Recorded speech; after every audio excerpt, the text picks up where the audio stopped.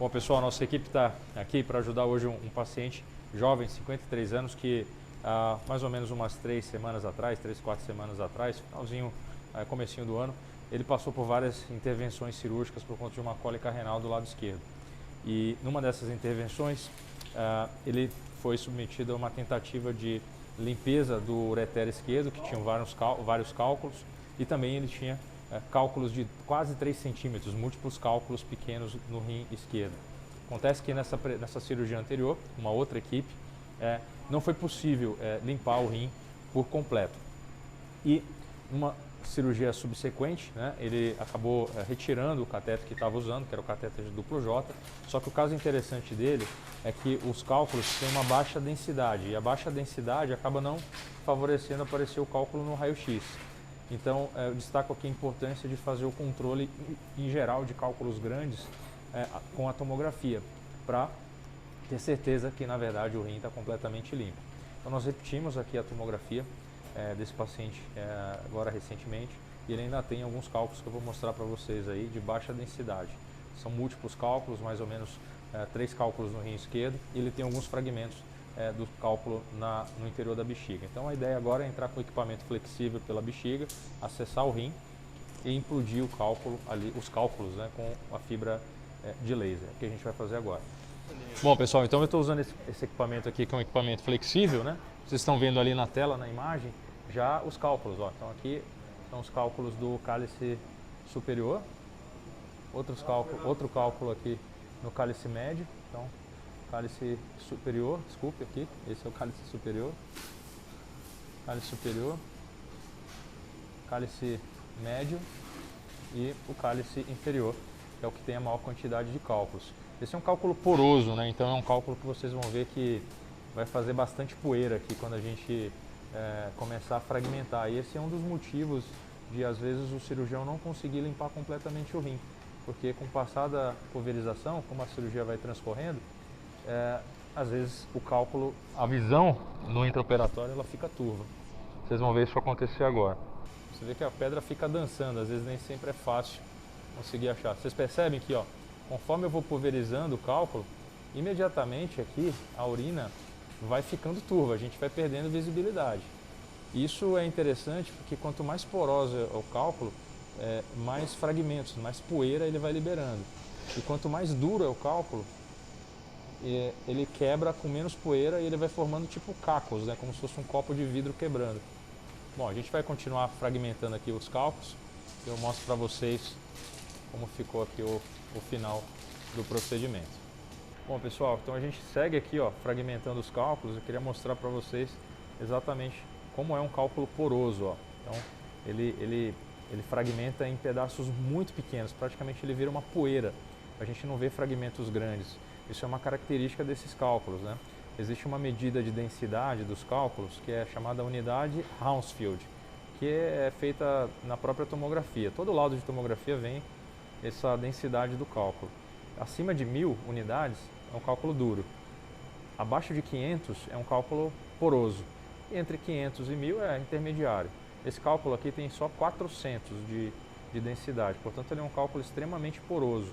E é muito fácil não aparecer no raio-x, Mas a tomografia é um exame ideal para identificar esse tipo de cálculo, que é um cálculo mais poroso. Passada essa fase inicial aqui de limpeza completa do rim do paciente, a gente vai ter que entrar numa outra etapa que é tão importante, que é a etapa de prevenção de novos cálculos. Então aqui, encaminhar o paciente para uma nutricionista, mudança de hábitos, beber mais água, melhorar o funcionamento do intestino, que a gente sabe que algumas condições intestinais, ou doenças inflamatórias, ou constipação crônica, também podem aumentar a incidência de cálculos, de pedra dos rins. Pacientes que fizeram cirurgias bariátricas também têm mais risco de ter pedra no rim, precisam de uma orientação nutricional. Então, e fazer uma análise da urina de 24 horas para ver quais são os componentes alterados no exame do paciente. Existe um exame que é a análise cristalográfica do cálculo. Esse é um exame que esteve na moda aí algum tempo atrás e hoje a gente faz pouco, Mas em algumas situações é interessante fazer análise sim do cálculo, A gente pode mandar para alguns laboratórios que são especializados nessa análise Então a gente pega alguns fragmentos aqui do cálculo e manda para análise. No caso desse paciente a gente vai fazer isso, né? Ele tem muitos cálculos e a gente quer realmente tentar diminuir o risco dele ter que passar por isso novamente. Bom pessoal, a gente chegou aqui ao final agora aqui quase o final do procedimento, né? Então o rim, uma grande quantidade de fragmentos aqui do cálculo. Então agora a gente vai tirar a fibra de laser e vai entrar com um dispositivo chamado basket. Esse basket ele vai abraçar ali, né? Agarrar os cálculos, as pedrinhas, os fragmentos do cálculo e a gente vai retirar aqui todos os maiores de 3 milímetros. Quando a pedra é menor que 3 milímetros, o basket ele não consegue pegar. Então é por isso que a gente deixa o catéter ao final, o catéter de duplo J, para que esses fragmentos menores aí de 3 até 4 milímetros eles possam ser eliminados espontaneamente nos próximos dias aí após o procedimento. E daqui 2 semanas a gente vai repetir a tomografia e programar a retirada do catéter de duplo J. Então, olha como é o basket, tá vendo? Tá vendo que alguns cálculos eles escapam, ó, mesmo no basket, ó, tá vendo? Aqui o Dr. José tá manipulando o basket e eu tô aqui com o equipamento, mas quando o cálculo é muito pequeno, a gente não consegue prendê-lo no basket.